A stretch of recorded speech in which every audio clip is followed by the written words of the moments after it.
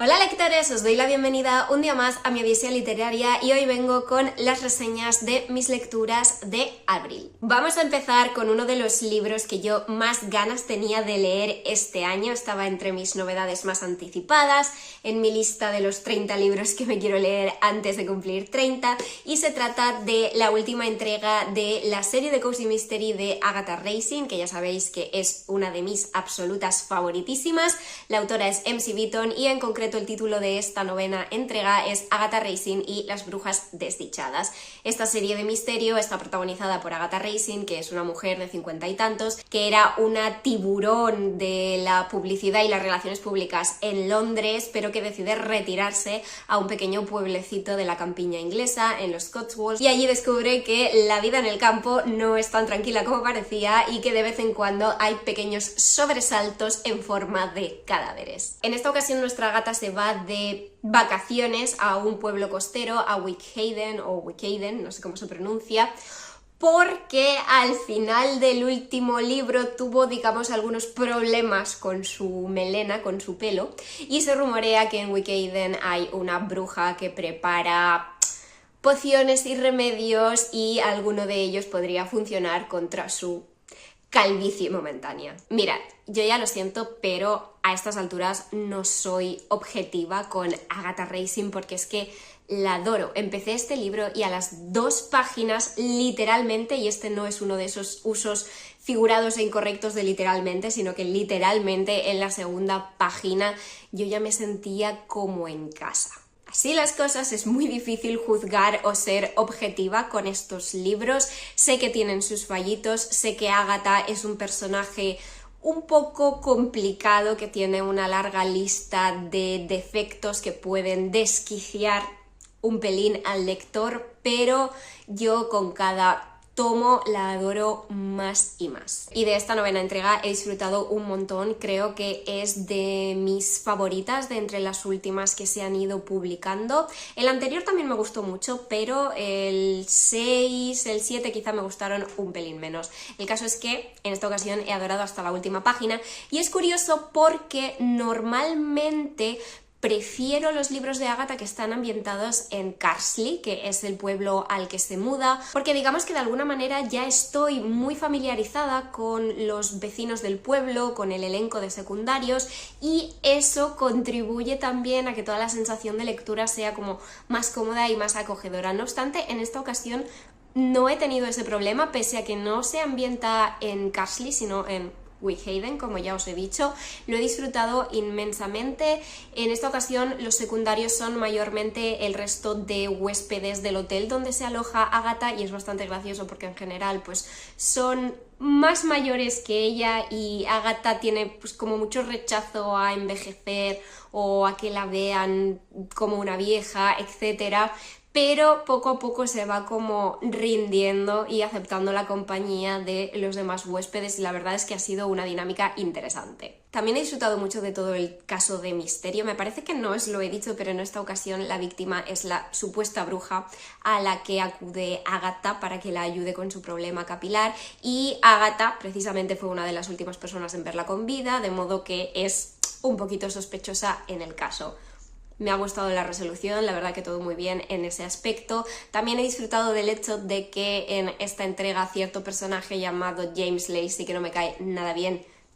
apenas sale. No sé si sale en una única escena, sí que se lo menciona en algún momento, pero la verdad es que este libro está maravillosamente libre de James. Y aunque es cierto que quizá hay algún detalle que cojea un poquito más, como os he dicho, yo ya no puedo ser objetiva. A lo mejor es porque con solo 2 libros de Agatha Racing al año yo no tengo suficiente, y para cuando sale el siguiente ya me muero de ganas de volver con ella y ya llevo meses echándola de menos. A lo mejor es un conjunto de todo eso, pero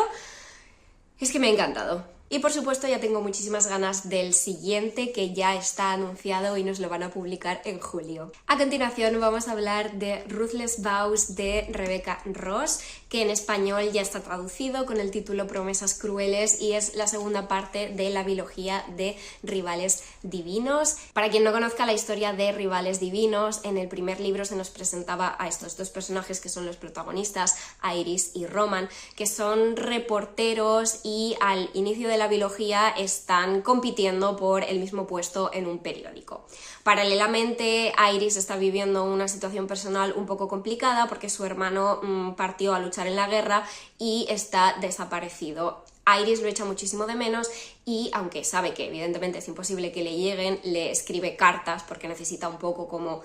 desfogarse y contarle las cosas, contarle lo que está pasando, decirle que le eche de menos, que quiere que vuelva a casa, etc. Entonces ella escribe cartas con una máquina de escribir que ella desconoce que es mágica y después mete el sobre por debajo de la puerta del armario en un guiño a las Crónicas de Narnia, según nos contó Rebecca Ross, de hecho, en el evento de Barcelona. Tenemos ese armario que de alguna manera es un portal mágico y en este caso es un portal mágico a la casa de otro personaje que no es el hermano de Iris, pero que recibe las cartas que ella escribe a su hermano y decide contestarle. Y el caso es que Iris y esta persona empiezan a cartearse de forma habitual y desarrollan una relación bastante cercana a través de esas cartas. Pero llega un punto en el que Iris no puede más y decide alistarse como reportera de guerra y la mandan al frente, donde al cabo de poco también llega Roman, su rival del primer periódico en el que trabajaba. Además de eso, es un mundo de fantasía en el que existe la magia, existen objetos mágicos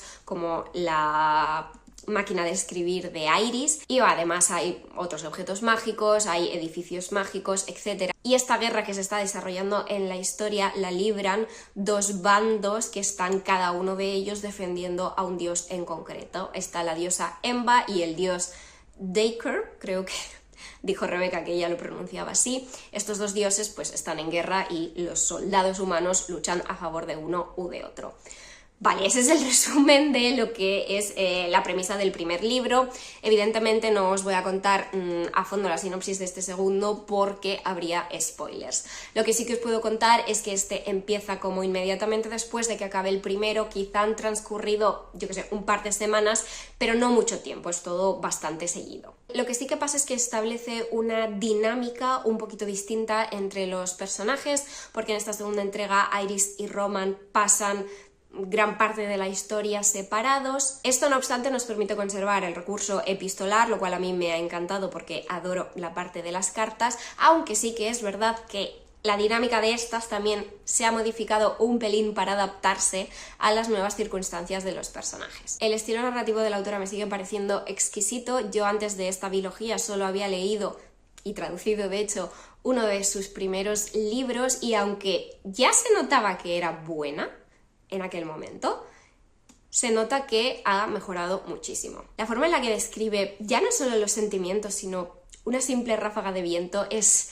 mágica, etérea, lírica, es muy bonita. Debo decir que esta historia me atrapó desde el principio, si bien es verdad que también implica altas dosis de sufrimiento e incluso hubo algún momento en el que dudé de que fuera a haber final feliz dentro de lo feliz que puede llegar a ser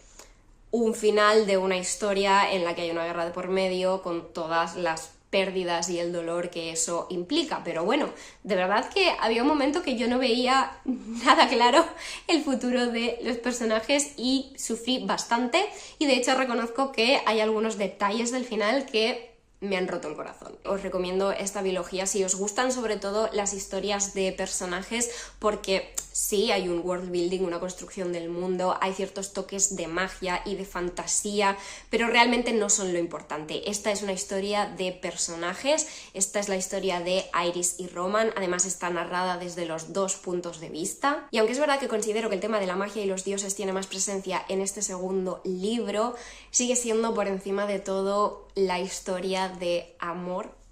de estos dos seres tan adorables y es una historia de amor intensa y preciosa y que merece mucho la pena. A continuación tenemos la editorial del señor Bennett de Mónica Gutiérrez, una de mis autoras españolas de cabecera. Esta es su última novela publicada y nos habla de Beatriz, que es una treintañera que ahora mismo está sin trabajo y está buscando nuevas oportunidades, pero no acaba de dar con la tecla de qué es a lo que realmente se quiere dedicar. En esta, su tío Bruno, que tiene una editorial, decide marcharse en un viaje para buscar un antiguo manuscrito medieval que está emperrado en publicar y le propone a Beatriz dejarla a cargo de la editorial unos meses o una temporadita mientras él está fuera. Como era de esperar, porque estamos hablando de Mónica Gutiérrez, es una historia súper cozy, acogedora y feel good que te hace sentir como si te estuvieran dando un abrazo calentito, muy en la línea de sus otras novelas como La librería del señor Livingstone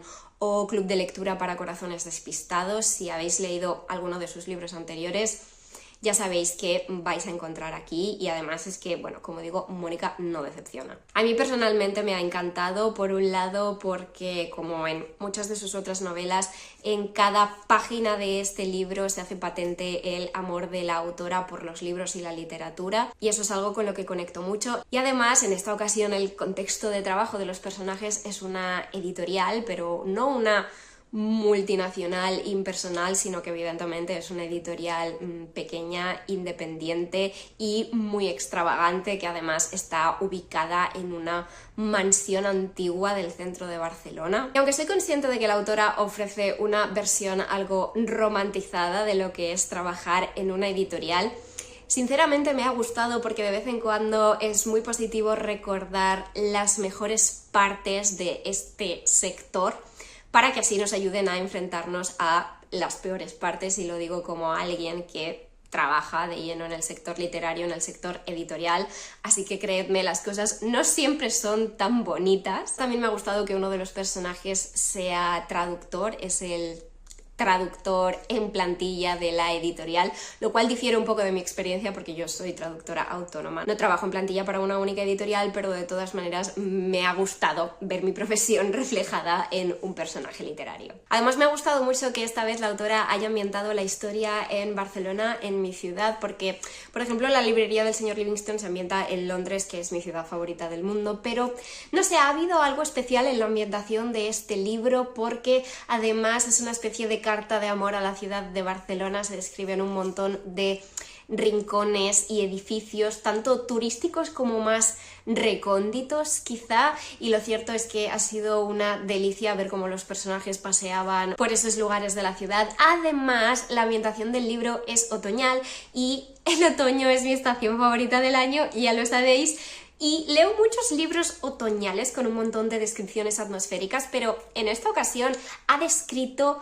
mis otoños, y ha descrito los otoños en Barcelona con la castañera y, bueno, una serie de cosas que la verdad es que me han hecho sentir muy identificada y reflejada en esta historia. Además, como este es de los libros más gorditos, o creo que puedo afirmar que el libro más gordito de Mónica, al menos de los que he leído yo, tiene más tiempo para desarrollar con más calma ciertas cosas. Por ejemplo, al reseñaros otros libros de ella, os he dicho en varias ocasiones que las relaciones románticas quizás son un poquito insta-love, porque son libros muy cortitos. Nunca ha sido algo que me haya molestado en el caso de esta autora, porque describe las cosas de una manera tan bonita y pura que nunca he tenido un problema con ello, pese a que no me gusta el insta-love. Pero en esta ocasión, con más páginas, ha tenido tiempo de desarrollar la relación romántica como de forma más pausada, más orgánica y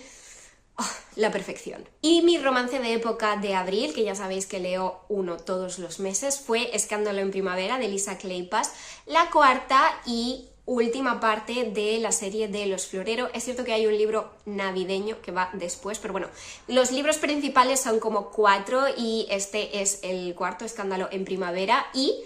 Dios mío, cómo lo he adorado también. No sé si es porque no llevaba expectativas al respecto. La verdad es que del que más se oye hablar es del tercero, El diablo en invierno, y con ese sí que tuve como el hype demasiado alto y no llegó a las altas expectativas que yo tenía, a pesar de que me gustó mucho también. Pero el caso es que de este cuarto libro yo no había oído opiniones, la verdad, o por lo menos no las recordaba, y quizá por ese elemento un poco más sorpresa lo he adorado. Aunque sí que es verdad que creo que no es solo eso, creo que es también el hecho de que la historia de amor que se describe aquí es el tipo de historia de amor que más me gusta porque quizá es con el tipo de historia de amor con la que más me identifico y además yo que no soy de dramas, el tipo de drama de este libro también es justo el estilo de drama que puedo tolerar sin problemas. Pero bueno, recapitulando, que todavía no os he hablado de la sinopsis. Escándalo en primavera es la historia de Daisy, que es la última florero que queda soltera, y el caso es que no está teniendo mucha suerte encontrando pretendientes. Tanto es así que su padre la amenaza con que si no encuentra súper pronto un candidato a esposo, la prometerá con uno de los trabajadores de su empresa, al que de hecho su padre planea dejarle la empresa. Y se trata de Matthew, que es un hombre al que Daisy y su hermana conocen desde hace bastantes años, desde que son adolescentes, y al principio a Daisy no le entusiasma nada la idea porque no guarda demasiado buen recuerdo de Matthew, pero se vuelven a reunir en una fiesta de campo y Daisy descubre que Matthew no es exactamente como lo recordaba, o bien ha cambiado bastante, y digamos que entre ellos nace una fuerte atracción que solo va a ir intensificándose a medida que pasan las páginas. Es una historia menos convulsa y menos dramática que las anteriores. Es un amor que se basa sobre todo en la dulzura, la tranquilidad y la paz que te proporciona la compañía de la otra persona y en la comodidad y la seguridad de un amor bonito del que te puedes fiar. Como consecuencia quizás sea una historia algo más pausada que las anteriores también, pero para mí no ha sido ningún problema. Matthew es encantador y divertido y la dulzura, la seguridad y la fiabilidad que desprende me han encandilado, además de que él se enamora primero y ese cliché también me flipa. Luego tenemos a Daisy, que es una soñadora y una gran lectora de novelas románticas. He adorado las interacciones entre ambos, los diálogos, la rivalidad entre ellos cuando juegan a cierto juego cuyo nombre no recuerdo, pero bueno, esa competitividad, esos piques, esas pullas cuando aún están como con el tira y afloja de es que yo no quiero casarme contigo, pero luego su dinámica también evoluciona, pues como os he dicho, a algo que me ha parecido muy bonito y muy dulce. Además, si lleváis un tiempo en el canal ya sabéis que yo casi siempre tengo problemas con el drama del tercer acto, pero en esta ocasión me ha parecido un drama justificado, un drama que no se basa en, yo que sé, falta de comunicación, por ejemplo, que es un cliché que no aguanto, y como resultado me ha parecido un drama razonable y que no me ha molestado, para mi grata sorpresa. Es cierto que quizá también haya contribuido a ello que se soluciona bastante rápido, lo cual quizá pueda molestar a otras lectoras, pero a mí en este caso no. Otra cosa que me ha encantado de este libro ha sido poder recuperar las escenas de las 4 amigas, de las 4 florero juntas. Bueno, ahora ya ninguna de ellas es una florero, han conseguido todas su objetivo, pero el caso es que en el libro anterior, El diablo en invierno, no tuvimos casi escenas de las 4 juntas. Era comprensible, el personaje de Ivy en aquel momento se aisló de sus amigas por una serie de motivos que tenían su razón de ser, pero es algo que eché en falta en la entrega anterior y aquí las hemos recuperado a las 4 juntas. Y es que la amistad entre estas mujeres es preciosa, y otra cosa que me gusta mucho es el amor que hay entre las hermanas Bowman, pero sí que debo reconocer que en este libro Lillian se ha mostrado demasiado cabezota y egocéntrica y en algún punto ha llegado a molestarme, pero hay que reconocerle que al final sabe rectificar y enmendar sus errores y se nota que lo que le preocupa por encima de todas las cosas es la felicidad de su hermana, así que la perdono. Vamos con esta cosita tan cuquérrima de aquí, El dragón panadero de Devin L. Kurtz. Lo tenéis también disponible en catalán con el título El drac fourné, y es la historia de Ember, que es un pequeño dragoncito que quiere ser como los demás dragones, quiere encajar, quiere robar tesoros, aterrorizar a los seres humanos, pero es tan pequeño y adorable que no lo consigue. Es decir, los humanos cuando lo ven lo que hacen es ponerse en plan ¡uy, qué cucu, qué adorable! Y ni de lejos se asustan, lo cual para el pobre Ember pues es un poco traumático. y un día en que nuestro dragoncito estaba buscando un tesoro se queda atrapado en el pueblo de los humanos porque hay una tormenta muy fuerte que le impide volar y volver a la guarida de los dragones. Y él se siente atraído por cierto brillo dorado en un escaparate porque al principio cree que es un tesoro, pero cuando se acerca descubre que es una panadería cuya dueña le permite entrar a resguardarse del chaparrón y además le enseña a hacer pan. Y a partir de ahí Ember, aparte de descubrir el maravilloso y delicioso mundo de la repostería, descubre que a veces lo que trabajamos con nuestras propias manos es mucho más satisfactorio que el hecho de robarle un tesoro a otra persona. Y es posible que quizá el resto de dragones, ante las delicias que Ember prepara, también cambie un poquito de mentalidad y empiece a valorar otras cosas además del oro. Está recomendado a partir de 3 años, pero desafío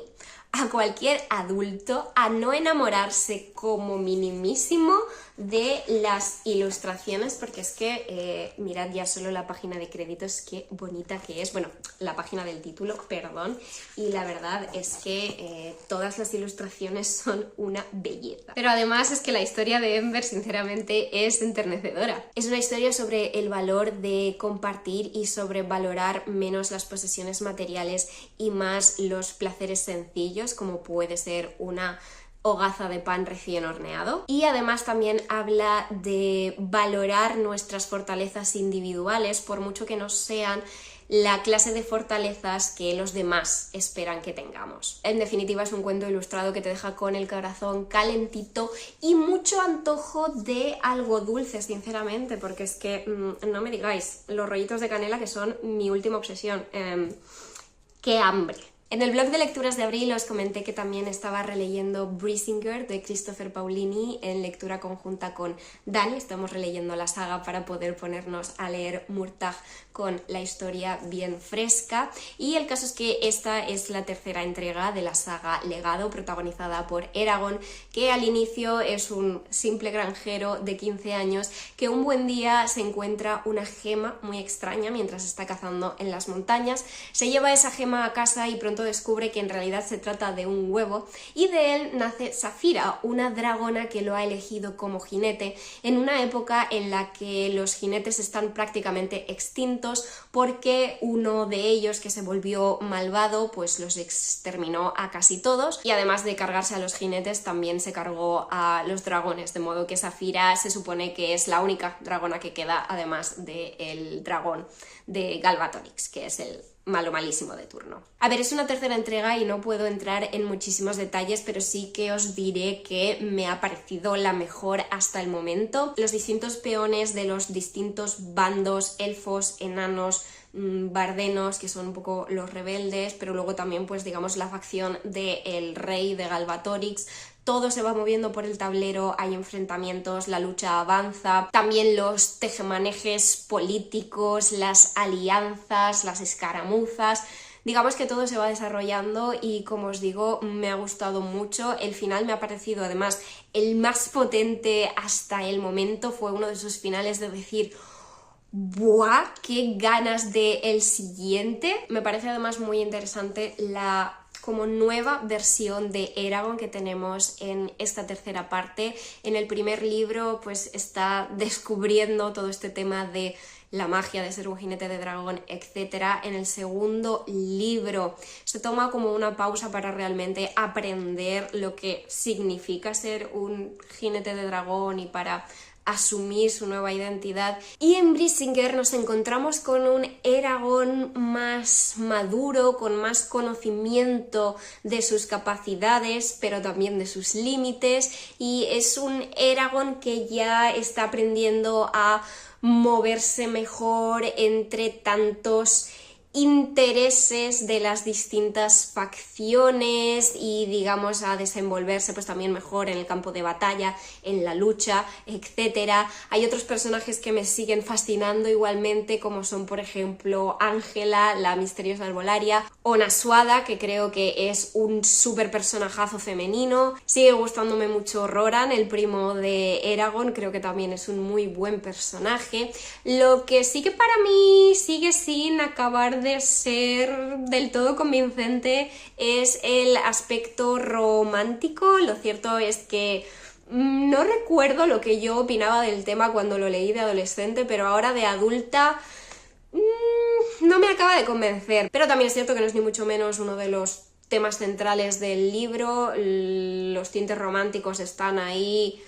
como bastante secundarios, cosa que al final se agradece, por lo menos si eres como yo y no eres súper fan de la relación. No por nada, no es que ella me caiga mal, pero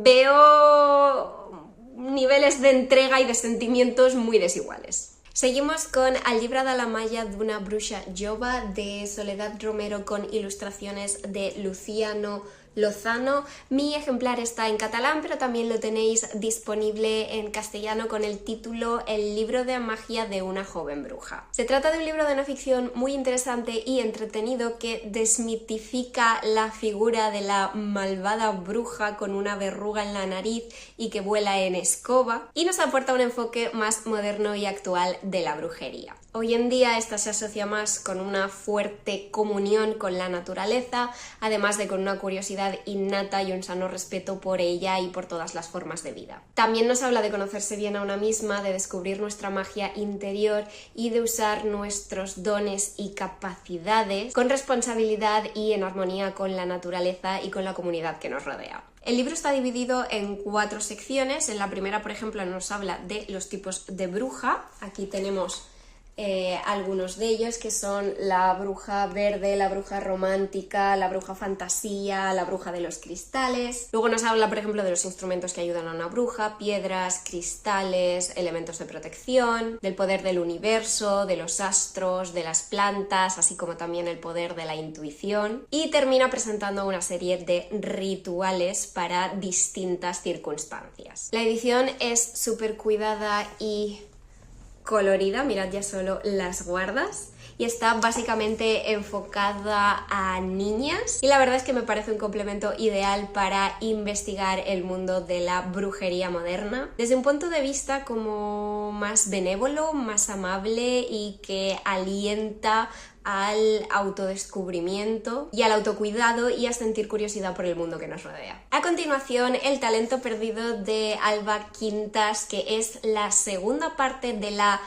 trilogía Liceo Septem. La verdad es que yo estaba convencida de que se trataba de una trilogía, de hecho la tercera parte ya se ha publicado, pero ahora mismo estoy dudando un poco. Lo de trilogía, sinceramente, solo es suposición mía. No sé si realmente habrá más libros, no me he leído aún el tercero y por lo tanto no puedo deciros si tiene un final cerrado o si realmente es abierto para una posible cuarta entrega o qué. Lo que sí que puedo deciros es que este segundo libro me ha parecido muy en la línea del primero, pero dejamos atrás esa aura introductoria que tenía el primero. Al fin y al cabo ahora ya conocemos a los personajes más importantes y un poquito las reglas de funcionamiento de este mundo mágico y de los talentum, y por lo tanto profundizamos más en las reglas, tanto políticas como mágicas, de este imaginativo universo que se ha inventado la autora, y en la historia de los personajes. Esta trilogía está protagonizada por Kai, que al inicio del primer libro es un niño que vive en un orfanato, no acaba de encajar, es un poco diferente del resto de huérfanos y su única amiga es una niña más pequeña que él, que además está ciega. Pero un día se presenta en el orfanato Oliver, que afirma ser profesor de una escuela donde entrenan a los alumnos en el uso de diversos talentos mágicos, y le dice a Kai que él pertenece a ese universo mágico, de modo que se lo lleva para allá, y Kai, digamos que empieza a descubrir todo este mundo de los talenti. Hay diferentes dones, diferentes talentum, tenemos el del corazón, el de la mente, el del cuerpo, hay varios. Entonces digamos que Kai va explorando este mundo y nosotros los lectores de su mano, porque es un mundo que nos resulta desconocido, y allí nuestro protagonista también descubre que hay varios secretos y misterios que rodean a la familia a la que nunca conoció, a sus padres y a un supuesto hermano mayor. Y sin entrar en spoilers de esta segunda parte, os diré que, como hemos comentado antes, dejamos ya más de lado ese tono introductorio y de descubrir poco a poco el mundo y nos sumergimos de lleno en lo que es la trama mágica y de misterio. Kai y sus amigos se van a enfrentar a nuevos desafíos, nuevas aventuras y van desentrañando poco a poco algunos de los misterios que se plantearon en el primer libro, aunque sospecho que aún nos queda mucho más por descubrir. Una de las cosas que en esta segunda entrega me ha seguido pareciendo más interesante es que la autora difumina mucho la línea entre blanco y negro y nos presenta un mundo plagado de grises. No hay héroes y villanos absolutos, sino que lo que tenemos son personajes humanos con sus cualidades positivas y negativas. La lectura se hace muy amena y fluida, es un libro muy entretenido en el que además vamos a encontrar sociedades secretas, reliquias familiares, sesiones de investigación en la biblioteca. Me gusta mucho ese tono académico, un poquito dark academia que tiene la historia, y además la edición sigue siendo preciosa y espectacular, con su foil rojito en la cubierta, ilustrado por Ana Franquesa. Y bueno, por aquí os enseño un poquito el interior para que veáis que la maquetación pues está muy cuidada también. Después tenemos Los secretos del Hotel Jardín de Odette de Bruno Puelles. Tenemos en un hotel a 5 espías, algunos de un bando, algunos de otro, y todos ellos se quieren infiltrar en cierta reunión en la que los grandes mandamases de varios países van a hablar sobre la guerra, sobre una posible arma para atacar al enemigo, etc. Este libro se ambienta en una especie de Europa paralela y parece una tontería, pero yo andaba muy confusa hasta que lo capté que es una especie de paralelismo, porque no reciben ese nombre, pero los países involucrados en esta guerra pues recuerdan mucho a Francia, Alemania, Reino Unido, etc. Y de hecho esto es algo que podemos confirmar viendo el mapa del inicio. Si yo me hubiera fijado más, pues quizá no habría andado tan perdida al principio. Veis que es un mapa que recuerda mucho al mapa de Europa. Tenemos aquí Británica, lo que sería Reino Unido, tenemos la República y bueno, luego tenemos aquí el Pequeño Imperio. Lo dicho, que tienen como otros nombres, pero son un poco las facciones de la guerra europea. Y además de ser una especie de Europa paralela, el mundo que ha creado el autor también tiene ese toquecito de magia. Hay uno de los personajes protagonistas que es un monstruo porque tiene ciertas habilidades, de hecho es capaz de cambiar todo su físico a voluntad y transformarse en otra persona. Para mí este libro ha ido de menos a más. Creo que al principio se toma muy en serio la parte de los secretos, porque hay muchísimo misterio rodeando a 4 de los 5 protagonistas / narradores. Y la verdad es que es un poco lioso todo, especialmente porque al ir cambiando de narrador diría que con cada capítulo, el lector recibe una avalancha y un batiburrillo de información sobre cada uno de los personajes, pero insisto, todavía es información menor y muy rodeada de misterio. Sabemos que todos son espías, pero no tenemos claro para quién trabaja cada uno, contra quién van. Por otro lado, en cuanto al resto de secundarios y huéspedes del hotel, tanto antiguos como actuales en el momento de la historia, es como que toda la información y todos los detalles se vomitan un poco de golpe y todos juntos, lo cual no contribuye a tener las cosas claras. Pero sí que es cierto que cada pocos capítulos tenemos una lista de los huéspedes con la habitación que ocupan y los detalles nuevos que vamos descubriendo acerca de cada uno de ellos en los capítulos anteriores. Y lo cierto es que esta lista me ha venido muy bien, es una muy buena idea porque te permite refrescar un poco los detalles que quizá van a ser importantes y repasar para tener un poco claro quién es quién. No obstante, una vez pasada la desubicación inicial, lo cierto es que me ha parecido una lectura muy fluida y la parte central me ha tenido muy enganchada, sobre todo a medida que les iba cogiendo más cariño a alguno de los personajes. Es una historia con abundancia de detalles y muchísimos elementos. Tenemos esa batalla de ingenio entre los espías, tenemos la reunión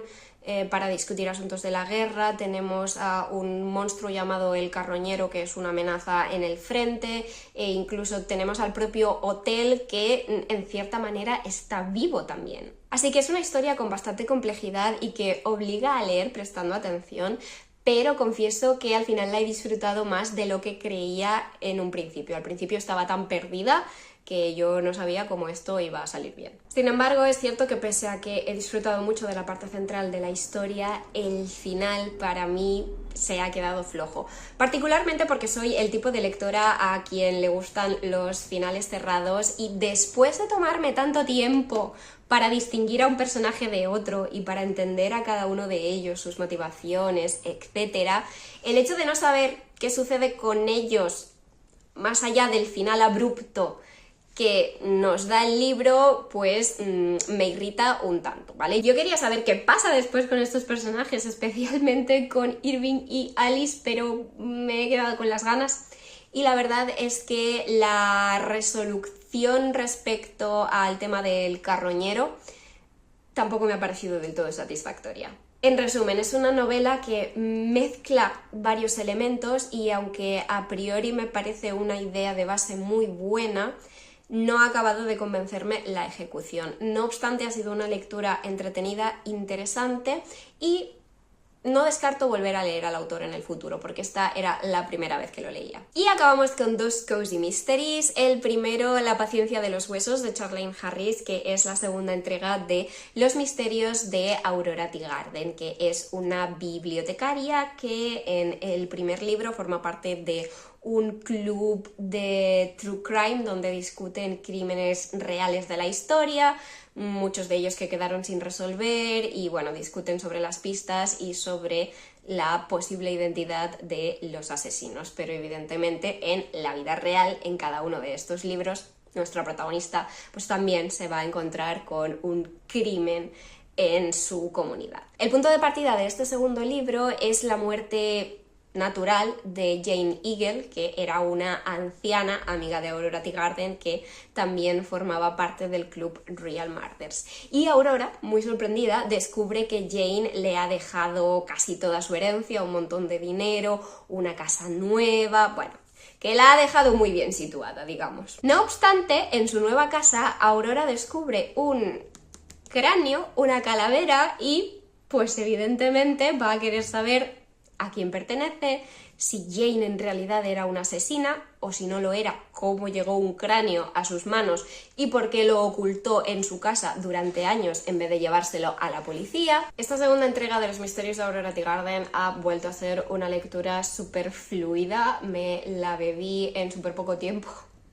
Las 3/4 partes del día del famoso e infame apagón. Y la verdad es que mientras lo estaba leyendo, lo estaba disfrutando, me tenía enganchada, pero es verdad que a posteriori y pensándolo de una manera un poco más fría y objetiva,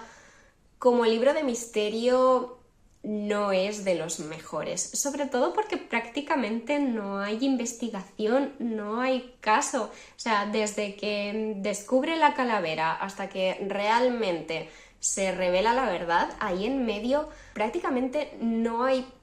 pistas nuevas. Aurora casi ni tiene una lista de sospechosos, más bien se resuelve todo de un plumazo al final y mientras tanto vamos viendo la vida diaria de una Aurora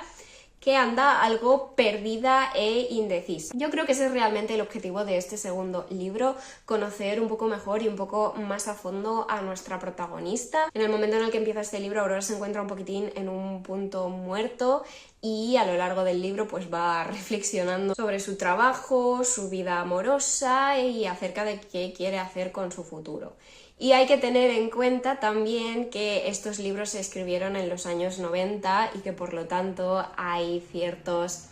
pensamientos, ciertas ideas, incluso ciertos prejuicios que hoy en día no nos encajan del todo, pero hay que comprender el contexto en el que fue escrito el libro. Sin embargo, el hecho de que este libro deje un poco de lado el tema del misterio contribuye a ubicarnos un poco mejor en el pequeño pueblecito en el que vive Aurora y a aclararnos más con el quién es quién en lo referente a los secundarios. Porque reconozco que en el primer libro fue algo que me dejó un pelín abrumada, ya que los personajes secundarios son bastante diferentes a los que nos presentan las películas de Aurora Teagarden, que son la versión con la que yo estoy más familiarizada, así que este segundo me ha ayudado también a tener un poco más claro cómo son los personajes originales en las novelas. En conclusión, a mí me parece que está bien como libro dentro de una serie que nos permite conocer un poco mejor a nuestra detective aficionada, e insisto en que se lee súper rápido, la lectura se hace súper amena, pero es cierto que es mejor no ir con grandes expectativas en cuanto a la investigación del misterio. Y por último, La maldición del faraón de Elizabeth Peters, que es la segunda entrega dentro de la serie de Los misterios de Amelia Peabody, protagonizada por una mujer de la Inglaterra victoriana con grandes conocimientos sobre egiptología y que en el primer tomo se marchaba de viaje a Egipto, se veía envuelta en el misterio de cierta excavación, etc. Creo que reseñé el primero en el wrap-up de marzo, así que podéis ir a ver esa reseña primero si queréis refrescar o si no la habéis visto todavía. Pero en esta segunda entrega nos encontramos con Amelia 5 años después del final de Misterio en Egipto, creo que era el título del primero, y ahora Amelia es una mujer casada que tiene un hijo y que se ha vuelto a trasladar a Inglaterra, donde vive en una casa de campo, y ni ella ni su marido son demasiado felices porque echan de menos Egipto, echan de menos las excavaciones,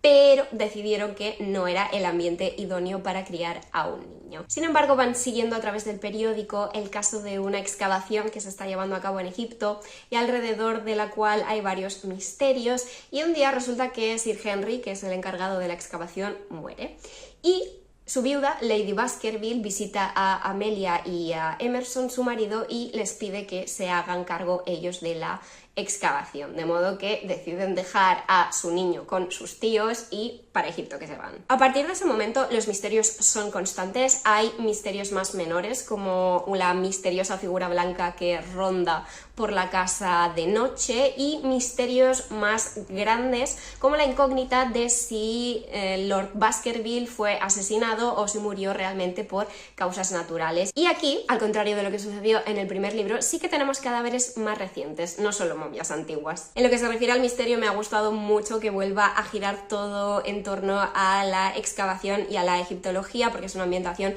que me flipa. Adoro Egipto y todo el tema de su cultura antigua. Además, la autora nos presenta a un buen elenco de secundarios y consigue que todos en un momento u otro te resulten sospechosos. La resolución me ha parecido muy satisfactoria, pero confieso que me habría gustado que desarrollara un poco más las teorías a lo largo de la historia. Porque el tema es que Amelia y Emerson son tan distintos en algunas cosas como parecidos en otras, y ambos son tercos como mulas y quieren llevar siempre la razón. Por ese motivo se pasan el libro presumiendo delante del otro de que saben exactamente qué está pasando, quién es el culpable, pero jamás desarrollan esas teorías en voz alta porque ambos quieren ganar la competición de detectives que se han montado ellos solitos. Y ese punto de competitividad, ese tira de afloja entre ambos tiene su gracia, esa dinámica es atractiva e interesante en una historia de detectives, pero llega un punto en el que a ti como lectora te resulta un poquito exasperante que nunca den detalles porque no sabes en qué piensan o de quién están sospechando realmente. Por seguir hablando de los personajes, Amelia sigue siendo una protagonista fuerte y de armas tomar, bastante adelantada a lo que es su época, y después reconozco que Emerson tiene algunos prontos que no me acaban de gustar. Sin embargo, los compensa con el amor devoto que siente hacia Amelia. La verdad es que el amor que se tienen estos dos, este matrimonio,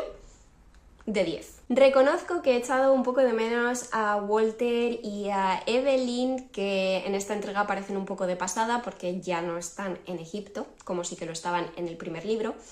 Y he echado un poco de menos el hecho de que cada uno de ellos era un contrapunto para Emerson y para Amelia. Y después tenemos algunos personajes como que demasiado estereotipados que tampoco han acabado de hacerme gracia. Sobre todo Lady Baskerville, pero bueno, también hay que tener en cuenta que esta serie se escribió en los 90 y había algunos prototipos de personajes femeninos